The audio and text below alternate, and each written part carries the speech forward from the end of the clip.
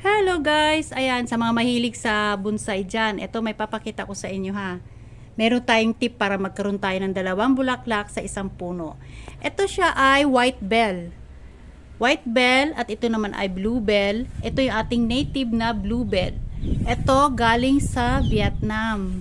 Ngayon, kaya ito siya nagkaroon ng dalawang bulaklak. Ito nga, sa isang puno, ayan ang puno. Ito, kaya siya nagkaroon ng dalawang bulaklak ng dahil sa sila ay magkatabi dito sa lagayan. Ito ay blue bell. Ito makikita ninyo, itong white bell nga pala, ipapakita ko sa inyo.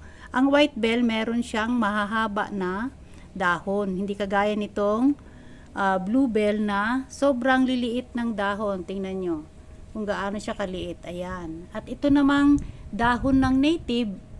Tingnan nyo, may mga tinik-tinik. Kita ba yan guys? Ayan o. May mga tinik siya. Oh. Yan ang kaibahan nila sa blue bell na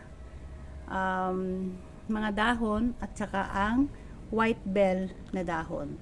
Ayan, ito kaya naman siya nagkaroon ng dalawang bulaklak na magkaiba sa isang puno dahil sa nagmutate sila dahil sa magkatabi sila kagaya nito. Ayan, magkatabi sila ng lagayan dito sa pinaglagyan namin sa may bakod. Kaya ayan, nagkaroon siya ng kulay violet na bulaklak sa isang puno. Ayan, tingnan nyo naman ang puno. Oh, hindi nyo masasabing hindi isang puno yan. Ayan oh. Oh, isang puno lang talaga yan sa isang naging puti ito.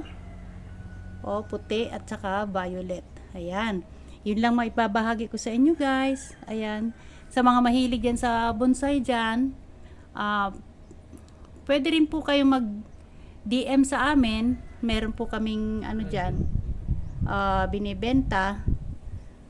Ito yung pinaka mother ng ng blue bell na yung maliliit ang dahon. Ito yung kinukuhanan ng tinatanim, ginagawang bonsai. Ayan. Ito. Ito yung may maliliit na dahon doon. Ayan, yan naman yung ibang blue bell din. Wala na yung kanilang mga bulaklak kasi na, ilang araw na lang yun. Yan guys, blue bell din po ito. Ayan. Blue bell din yan. Ayan guys, ito yung isa pa na blue bell. Ayan, maraming salamat guys sa panonood sa aking mga video. Ito po yung ating mga bonsai, iba't ibang klaseng bonsai po yan. Meron din tayo nitong adenium. Ito, ang ganda ng adenium natin. Ayan. Ito, may mga bugambilya tayo dyan. Meron tayo mga tugas, argaw. Ayan. Yung iba po, naisali na namin yan sa mga contest. Kagaya nito. Nanalo na rin po ito.